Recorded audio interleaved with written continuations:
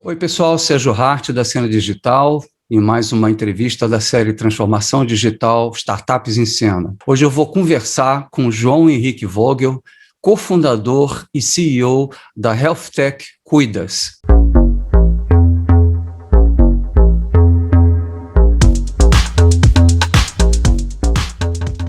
Se você ainda não assinou o canal, por favor, considere dar o seu like, aperta o sininho para ser informado de todas as novas entrevistas com os líderes que estão fazendo a transformação digital no Brasil. Eu vou falar um pouquinho da Cuidas para vocês.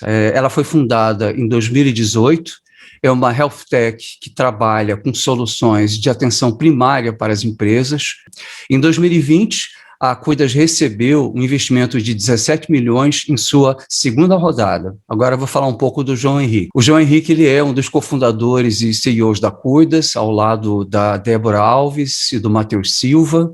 E depois de se formar em Sociologia, Economia e Francês, ele trabalhou por 2 anos na Kraft Heinz, cofundou a Brazilian Student Association e a Harvard MIT Brasil Conference. O João, Débora e Matheus se conheceram enquanto cursavam a faculdade fora do Brasil, e foi lá que a ideia surgiu, principalmente por ser um modelo já muito bem difundido em países como Austrália, Reino Unido e Canadá. João, muito obrigado em ter você aqui com a gente, é um prazer. E eu queria começar te perguntando o seguinte: qual foi a oportunidade de negócio que vocês viram para fundar a empresa de vocês? Legal, Sérgio. Poxa, primeiro eu queria agradecer a oportunidade de estar aqui com você. E acho que, para falar da oportunidade, né, você falou muito bem, a gente brinca que a gente, antes de ter um negócio, a gente tinha um time, né? Eu, Matheus e Débora, a gente tinha certeza, antes de saber que a gente queria entrar em saúde, que a gente queria trabalhar juntos e empreender com impacto social, né? E, na época, o Matheus trabalhava numa empresa, uma grande empresa de consultoria internacional, e eles fizeram uma pesquisa em que eles descobriram que o setor da economia que o brasileiro mais dá valor e, ao mesmo tempo, mais está insatisfeito é saúde, acima de educação, segurança pública, judiciário. E quando a gente começou a olhar mais profundamente os desafios de saúde, que são, enfim, inúmeros, né, a gente entendeu que, de um lado, você tem 163 milhões de brasileiros, né, que acessam o SUS, um pouco mais do que 3/4 da população, e a gente sabe que, apesar do SUS ser uma referência internacional de planejamento em saúde, a execução não é tão boa, e claro, é até difícil fazer tanto julgamento de valor sobre isso, porque cuidar de 160 milhões de pessoas é muito difícil mesmo.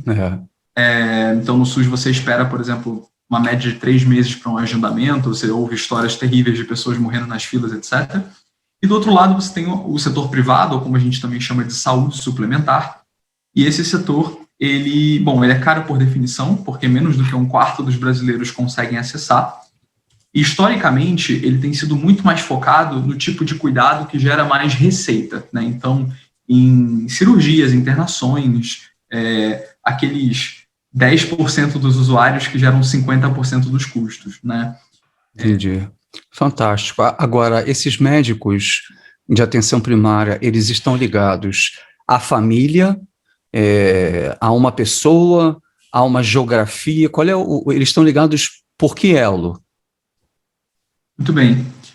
No modelo original aqui, que a gente, por exemplo, implementou no Brasil desde 88, né, quando o SUS foi criado, é um modelo geolocalizado, né? Então, as UBS, as unidades básicas de saúde, elas têm equipes de referência de atenção primária, geralmente é uma equipe multiprofissional, composta por médico e enfermeiro de atenção primária, psicólogo, nutri, enfim, assistente social, agente comunitário. E é engraçado porque as pessoas tendem a pensar que o centro da equipe é o médico, né? E geralmente nessas UBS o centro da equipe é o enfermeiro. Geralmente você tem enfermeiro liderando a equipe de médico também. Mas enfim, isso é para outro dia. E então elas são geolocalizadas, né? Então, geralmente no sistema originalmente proposto, desenhado, uma UBS ela cobre uma geografia e cobre todas as famílias daquela geografia. A maneira como a gente tenta fazer via Cuidas na verdade, a gente vende um serviço de atenção primária por assinatura para empresas. Então, o vínculo, um intermediador de vínculo entre a atenção primária e o usuário, nesse caso, é a empresa contratante. Essa mesma empresa que talvez já dê um plano de saúde para o seu colaborador ou não, né? E aí, uma pergunta muito comum que as pessoas fazem, né? Poxa, mas se já tem plano de saúde, por que precisa, né, de mais um serviço de saúde, mais uma atenção primária? Porque hoje, os planos de saúde eles têm aumentado de 15% a 40% ao ano de preço, né? Isso tem acontecido frequentemente já, enfim, pelo menos uma década. E não tem mistério, né? A causa raiz disso é o desperdício. As pessoas elas vão demais ao pronto-socorro, fazem exames demais necessários. Eu tô sempre... Entendi. E como é que funciona o modelo de negócio de você? Olha, o nosso sonho mesmo, eu meio que todo de trás para frente, né? Tô começando meio que da visão para como estamos hoje. Nosso sonho é cuidar desses 163 milhões de brasileiros que hoje só tem o SUS como sua alternativa. Claro que, como startup, com recursos limitados, a gente tem que priorizar, né? O que a gente faz primeiro para ganhar força, ganhar atração, validar nossas hipóteses, conquistar investidores e continuar crescendo e escalando, né? Então, o caminho de entrada no mercado que a gente enxergou foi no B2B, foi vendendo para a empresa mesmo, porque as empresas têm mais gente debaixo do mesmo teto, né? E, eventualmente, também a gente vai criando uma força de marca, criando métricas e avaliação do mercado. Agora, nesse primeiro momento, então, a gente, por uma questão mesmo, enfim, de foco, de priorização, a gente está só no B2B, vendendo para empresas autônomos, né, ou vamos dizer assim, MEIs, ou empreendedores, ou pequeníssimas empresas. A gente oferece uma solução que seria uma solução 100% virtual, tá? Então, hoje, claro, com a telemedicina regulamentada por conta da pandemia, as barreiras se diminuíram, a gente agora consegue oferecer uma jornada de atenção primária que é 100% virtual e que, portanto, compensa, né? Eu não tenho mais, vamos dizer, um faturamento mínimo que eu preciso garantir para valer a pena uma visita presencial, né? Então, a gente consegue já oferecer esse serviço. Basta ter um CNPJ, que a gente vende só no B2B hoje, mas o virtual nos permitiu chegar a clientes menores também. Isso tem alguma relação com o que se faz na Europa? Seria uma versão mais moderna daquele médico de família que está sempre perto e que cuida de você, ou não tem relação? Perfeito, é exatamente isso, a relação é essa. A atenção primária tem muitos nomes, né? E isso confunde muita gente. Como é que contrata e como é que usa? Muito bom. Bom, o primeiro passo para contratar é ir no nosso site, né? Nosso site tem toda uma jornada de compra. Então você preenche o formulário no nosso site. Um executivo de vendas nossos vai entrar em contato com você provavelmente em menos de 24 horas, e a gente parte dali, a gente faz uma apresentação comercial, faz uma demo, né, do que é o nosso produto, o nosso aplicativo, te manda uma proposta comercial, assina e, enfim, assinando, eu diria que em questão de, no máximo, 1 a 2 semanas, o serviço já deveria estar funcionando. E como ele funciona? Ou seja, quando a pessoa está sentindo, quando tem algum tipo de ocorrência, a pessoa entra no aplicativo, como é que é esse fluxo? Perfeito. A gente começa, geralmente, resolvendo as questões pontuais e agudas que as pessoas nos trazem. Porque geralmente é isso que faz alguém se interessar por um serviço de saúde, né? Poxa, eu estou com uma dor hoje. Qualquer questão pontual, geralmente esse é o grosso do que chega num primeiro atendimento, né? Agora, passada essa barreira de resolver as questões pontuais, e a gente a gente consegue ter uma experiência muito encantadora, muito resolutiva, rápida, simples, para que a pessoa queira voltar mais vezes e queira começar a falar com a gente até quando ela não tem um problema agudo, né? E a gente chega, então, no segundo nível de cuidado, que é um cuidado de linhas de cuidado, né? Então, a gente começa pelos crônicos, né? Então, por exemplo, através do nosso aplicativo, o usuário ele agenda suas consultas, né? Que seja com o seu médico, com o seu enfermeiro. Hoje a gente também oferece psicólogo e nutricionista. E esse atendimento ele pode ser presencial ou virtualmente, né? A depender do que a empresa contratou. E se for presencial, é sempre dentro da empresa. E aí, passado esse primeiro atendimento, a gente então tem, vamos dizer, a gente coleta em nosso prontuário eletrônico, né, que também foi desenvolvido pela Cuidas, o primeiro prontuário focado em atenção primária do Brasil. O nosso prontuário, ele consolida esses dados e ele faz uma estratificação de risco, né? Eu começo a identificar quem são os crônicos que precisam entrar em linha de cuidado, né, fazer um acompanhamento um pouco mais regular. E a gente desenhou hoje, eu acho que mais do que 20 linhas de cuidado, todas elas focadas, todas elas baseadas em referenciais teóricos, em literatura científica mesmo, sobre qual que é a melhor maneira de cuidar de um obeso, de um hipertenso, de um diabético, enfim, por aí vai. Essa tomada, esse algoritmo de tomada de decisões, que é a linha de cuidado, ele é automatizado pelo nosso prontuário, né? Então, voltando atrás, primeiro a gente começou resolvendo os problemas agudos, mas passado isso, a gente começa a cuidar das questões crônicas, né?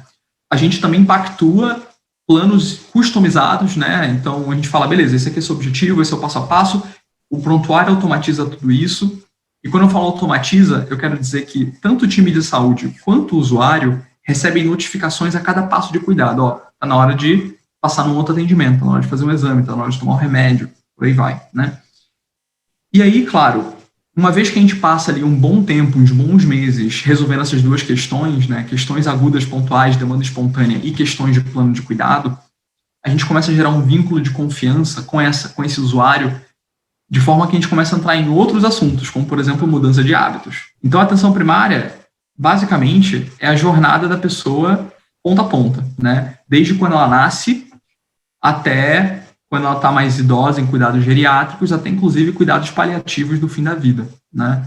Então, a atenção primária, ela cuida de ponta a ponta mesmo. E os profissionais, eles são profissionais... São profissionais fixos?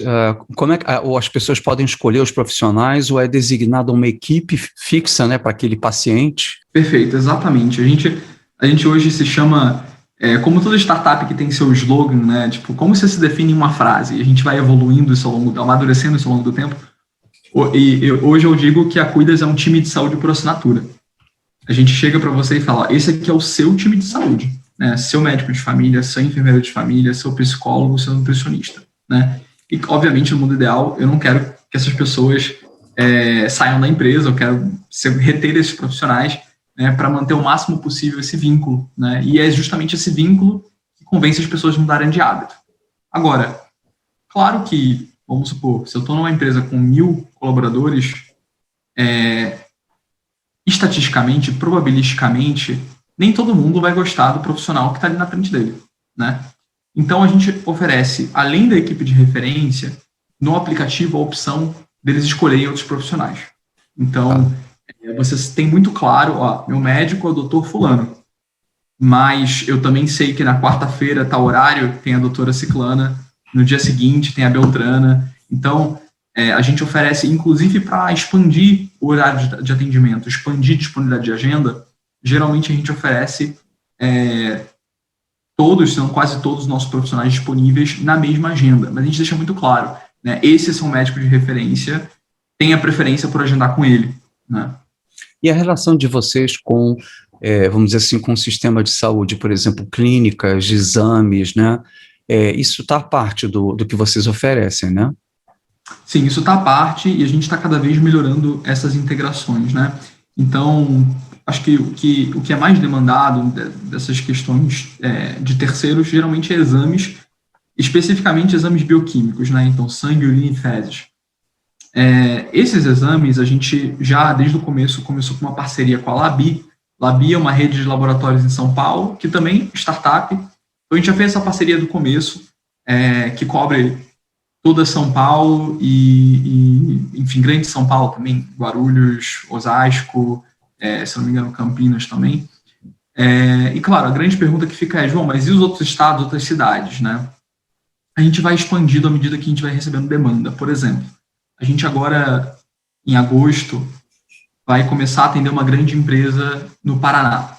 Então, agora a gente firmou parcerias com clínicas, laboratórios de exames bioquímicos no Paraná, né? Então, à medida que a gente vai recebendo mais demanda, a gente vai expandindo também essas parcerias geograficamente, né?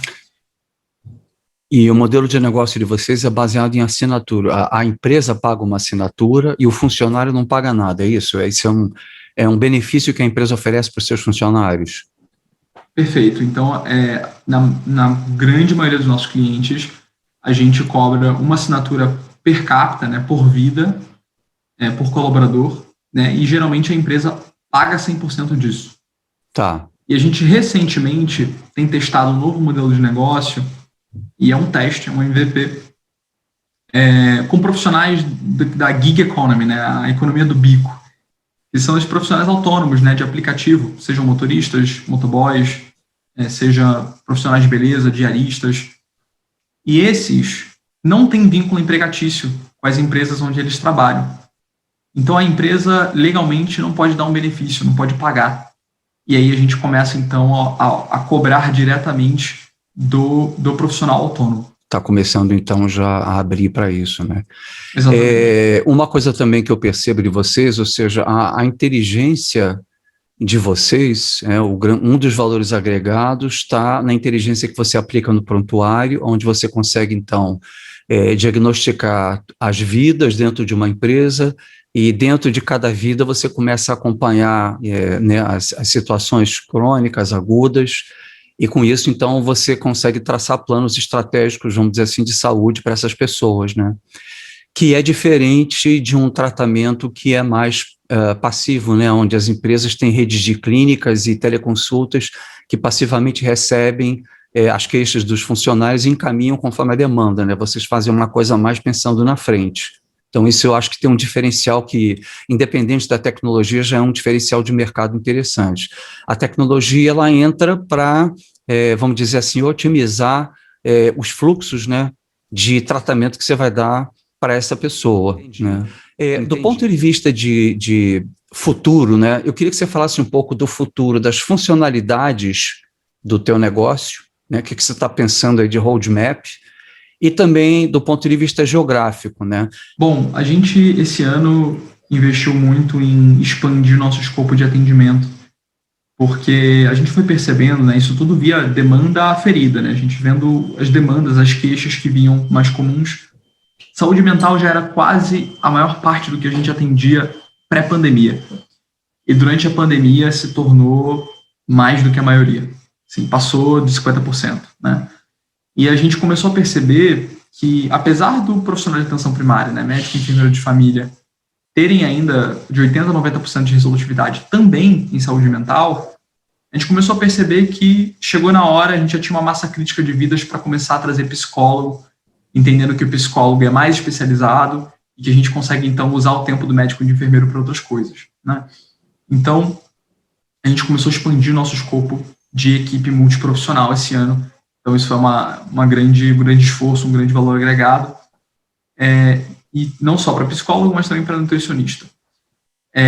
E, além disso, a gente começou a perceber também que, claro, as empresas elas têm essa vontade de cuidar melhor dos funcionários, mas tem uma dor mais latente do curtíssimo prazo, que é a saúde ocupacional, né? Então, a saúde ocupacional frequentemente recebe muitas questões assistenciais, que eles talvez não queiram lidar. E a gente também, trabalhando com atenção primária nas empresas, às vezes a gente recebe questões ocupacionais. A gente falou, poxa, que tal a gente se tornar, então, one-stop shop, né? O lugar que você consegue, o lugar que a empresa pode ir para qualquer coisa que a empresa precisa em saúde, né? E aí a gente, então, agregou saúde ocupacional ao nosso escopo de atuação. A gente agora começou a oferecer isso comercialmente, oficialmente, mas agora já em agosto a gente já está implantando nosso primeiro ambulatório de atenção primária e ocupacional integrados, né? Então, a jornada começa no exame admissional e, através da saúde ocupacional, a gente consegue engajar esse colaborador com a atenção primária, né? Então, para a gente também é o gancho perfeito, porque 100% dos trabalhadores são obrigados a fazer saúde ocupacional, né? Então, para a gente é uma ferramenta de engajamento maravilhosa. Então, a saúde ocupacional também é uma coisa nova para a gente e que a gente está começando a implantar agora e trazer para os nossos clientes. Sim. Quando eu penso um pouco mais no médio prazo, né, eu penso que hoje a gente atende o B2B, temos um foco principal em empresas maiores, acima de 500 colaboradores, mas também temos algumas poucas empresas, pequenas e médias empresas, né? Por conta da pandemia, esse foi um mercado que ficou muito fragilizado economicamente, né? As pequenas e médias empresas, muitas quebraram, e as que não quebraram não estão podendo investir em muitos recursos novos. Mas a gente sente que assim que esse público voltar, né, a estar forte economicamente, que também é um público que faz bastante sentido para a gente, né, porque a gente cobra uma assinatura que vai variar de 5% a 20% só do preço de um plano de saúde tradicional, e a gente resolve 94% dos problemas que as pessoas têm. Então, para a pequena e média empresa que nunca teve plano de saúde e que não consegue pagar, a gente parece ser também um fit óbvio, né? Então, a gente está ansioso para que esse mercado volte, para voltar a focar para esse público. E trabalhar com pequenas e médias empresas, e assim como trabalhar com a gig economy, é meio que um preâmbulo para a gente eventualmente partir para um B2C, né? A gente começa a cuidar de clientes cada vez menores, começa a aprender cada vez mais a entregar a mesma qualidade, mas de maneira mais granular, de maneira mais individualizada. Então, a gente sonha também, assim, mais a médio e longo prazo, a eventualmente chegar no B2C, né? Do ponto de vista de tecnologia, né? Você está falando de mercados, né? Mas do ponto de vista da tecnologia, como é que é esse ecossistema? Vocês têm uma plataforma básica e que se conecta com os clientes, etc., ou você tem um ecossistema completo? Qual é a complexidade e diversidade dessa tua solução do ponto de vista assim, de arquitetura, se a gente pudesse falar? Perfeito, perfeito. A gente tem 3 principais, vamos chamar de ferramentas tecnológicas, né? A primeira delas é o aplicativo, a principal, em que quem usa o aplicativo é o colaborador. O front-end. Tá. Esse aplicativo ele serve principalmente para 2 coisas. Agendamento de consultas ou falar no chat instantaneamente com o seu time de enfermagem. Então, você fala diretamente com o seu enfermeiro de família, contato rápido pelo chat, se você não quiser esperar seu atendimento. Claro, e aí a segunda principal peça que a gente tem, ferramenta tecnológica que a gente tem, é o prontuário eletrônico, né? Isso deu um mega trabalho construir. Foi até uma decisão polêmica que a gente tomou no começo da nossa empresa, que foi, poxa, a gente paga a licença de uso de um prontuário atual do mercado ou fazemos o próprio nosso, né? E o desafio que a gente encontrou é que a atenção primária ela tem um método muito específico de atendimento, que é o método clínico centrado na pessoa. E então, quando a gente pensa na experiência do profissional de saúde, na experiência do médico, do enfermeiro que fizeram residência em atenção primária, é muito difícil aproveitar toda essa experiência em prontuários engessados que vão fazer ele, vão tratar ele como se fosse um clínico geral de um pronto-socorro. Mas mais do que isso, o prontuário eletrônico é a nossa arquitetura de dados. Todo o trabalho que a gente faz eventualmente preditivo, trabalho de inteligência de dados, isso tudo parte do prontuário, né? As linhas de cuidado que estão automatizadas, as notificações, né, que a gente chama de aprazamentos, enfim, tudo isso sai do prontuário. E aí, eu diria que a terceira ferramenta tecnológica mais importante que a gente tem é o que a gente chama de portal empresa, em que a empresa, então, vê um output de tudo que sai do prontuário, né? O gestor, que geralmente é um profissional de recursos humanos, o gestor da empresa, ele vai ter acesso ao perfil de saúde da sua empresa. Ele vai ver ali quais são as questões de saúde mais comuns que têm chegado até a gente da sua própria população, né? Claro, sempre respeitando a LGPD, os dados são sempre agregados e anonimizados, mas a gente sabe, poxa, parece que, por exemplo, 50% das demandas que vêm da sua empresa são relacionadas à saúde mental. O que você acha da gente fazer, então, uma ação coletiva, uma intervenção aqui focado nisso, né? Vamos pensar em roda de conversa, vamos pensar em yoga, vamos pensar em meditação. Ou, por exemplo, outra questão que a gente viu bastante durante a pandemia foi as pessoas se queixando muito de dores na cervical e na lombar por improvisar espaços de trabalho no home office. A gente foi lá e fez uma ação coletiva de ergonomia no home office, né? Poderia ser ação coletiva de saúde do homem, saúde da mulher, poderia ser ação coletiva de como se alimentar melhor, cuidados com a pele, enfim, preparação para esportes de alta intensidade. A gente tem hoje um repertório grande de ações coletivas que também brilha muito os olhos dos RHs que a gente atende, porque é mais uma estratégia de engajamento na empresa, né, dos colaboradores com a empresa, mas também da empresa, as pessoas se abrem muito nessas ações, né, e a empresa começa a ter um pulso melhor do que as pessoas estão pensando, o que elas estão achando, qual que é o clima organizacional, né?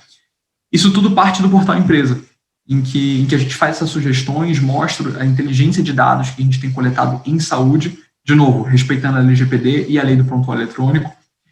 E, claro, a empresa também consegue ver alguns outros KPIs, alguns outros indicadores de performance, mas logísticos também, né? Elas conseguem ver, por exemplo, quantas vidas estão usando, não estão usando, taxa de encaminhamento, enfim, duração de consulta, atrasos, todo tipo de coisa, tudo isso no portal empresa. Então, a gente falou sobre a questão geográfica, a gente falou sobre a questão das funcionalidades. Agora eu queria que você compartilhasse com a gente os principais desafios que vocês têm enfrentado nesse processo de vocês de crescimento, de surgimento da startup, né? Que as pessoas pudessem aprender um pouquinho aí com a experiência de vocês. Legal. Eu acho que tem desafios que são mercadológicos e tem desafios que são inerentes a empreender, né? Então, assim, os mercadológicos, eu acho que eu, Matheus e Débora, hoje olhando para trás, assim, eu penso, caramba, mas que arrogância, né? 3 moleques de 20 e pouquinhos anos, que não são no mercado de saúde, decidem da noite para o dia, vamos revolucionar o mercado, vamos sonhar grande, vamos, né, quebrar barreiras e construir uma empresa aqui dentro. E, bom, tá dando certo, que bom que a gente teve essa petulância, mas o mercado de saúde, especialmente no Brasil, é um mercado ainda muito analógico e ainda muito baseado em relacionamentos. Então, nem sempre a melhor solução ganha, né? Você também tem que construir sua rede, tem que trabalhar junto, né? Sozinho nesse sistema, você não se vira, né? Você tem que ter... E é um sistema que tem muitas camadas, né? Você tem os órgãos reguladores, aí você tem as operadoras de seguro de saúde, vocês têm os corretores que vendem os planos de saúde, você tem as empresas, né, que estão contratando, e você tem os prestadores de serviço, que são como nós, as clínicas, os hospitais. Então, é um sistema é um ecossistema com tantos agentes, que você tem que navegar tudo isso, né, e ter boas relações, boas parcerias comerciais, enfim. Então, trabalhar em saúde hoje no Brasil e tentar disruptar esse sistema pressupõe que você está bem integrado, que você está bem conectado, né, em relacionamentos offline também, né. Então isso foi um grande aprendizado para a gente, né, e está sendo. Agora, do ponto de vista de empreender em geral, né, eu acho que não precisaria ser em saúde. Realmente, eu acho que as pessoas não imaginam, não fazem ideia do que elas vão encontrar, vão passar, né, empreendendo, até que elas vão lá e empreendem. Eu acho que realmente o maior desafio, assim, é você trabalhar numa realidade completamente dinâmica, né? Numa selva em que, poxa, tem dia que você acha que tá tudo muito mal, vai falir, tem dia que você acha que você vai virar um unicórnio no dia seguinte, e às vezes essas coisas acontecem 5 vezes ao dia, todo dia, né? E, assim, tem que ter um sangue frio, tem que ter estômago, né? Tem que ser otimista, mas tem que ser um otimista pragmático, né? E eu acho que você, ao longo do tempo, né, vai criando uma casca grossa e vai se adaptando cada vez mais, vai se apegando aos problemas menos, né, e você vai tomando cada vez mais riscos, ficando cada vez mais confortável em estar desconfortável, né? Mas não acho que seja para todo mundo. Eu acho que você tem que ser uma pessoa bem plástica, bem flexível, bem adaptável, para não se apegar a nada e tomar decisões de negócio todos os dias com base na razão, né? Com base no que faz sentido e não no que você mais gosta, não no que vai te fazer falta, não no que, puxa, mas eu passei tanto tempo construindo isso aqui, agora eu vou ter que jogar fora e fazer outro. Sabe? Beleza, deixa para lá. Porque e isso, acho que o grande desafio de empreender talvez seja o autoconhecimento. Talvez seja você passar por tudo isso, aprender mais sobre si mesmo, e sair do outro lado cada vez mais forte para aguentar os desafios que também crescem. À medida que você vai crescendo, fica cada vez mais desafiador, né? Então o negócio não é porque você amadurece que o negócio fica mais fácil. Na verdade, à medida que você vai amadurecendo, também você vai recebendo mais desafios mais complicados, né? Então, assim, empreender é um negócio que tem o livro do Israel Salmen, lá da Melius, né, que, desculpe o francês, mas é o nome do livro, né? A Arte de se fuder todos os dias e não desistir, é o nome do livro. E incrível, e recomendo. Mas é verdade, né? Assim, cara, será que você está disposto a se ferrar todo dia? Será que essa é a vida que você está pronto para viver, né? Claro, para mim é muito gratificante, porque não tem nenhuma outra coisa que eu poderia fazer na minha vida que me daria o mesmo amadurecimento em tão pouco tempo, né? Não tem nenhuma outra empresa que eu poderia trabalhar, a não ser a minha, que eu teria exposto a tanto desafio, né? e assim, essa necessidade, essa pressão de você se virar e se aprender e se adaptar o tempo todo, né? Então, é gratificante. Eu acho que o que você recebe mais do que compensa o que você coloca de esforço, de saúde mental e tudo isso, mas não é para todo mundo. Eu acho que as pessoas têm que pensar nisso. Com certeza. Muito legal, João. Poxa, João, queria te agradecer o teu depoimento aí. Eu acho que foi riquíssimo, não só do ponto de vista tecnológico, de modelo de negócio, mas também de experiência, de postura, né, de mentalidade. Vocês estão realmente de parabéns. Gostaria também de, mais uma vez, reiterar que, se vocês ainda não assinaram o canal, por favor, considerem, apertem o sino, deem seu like para poder acompanhar aqui e dar uma força para a gente.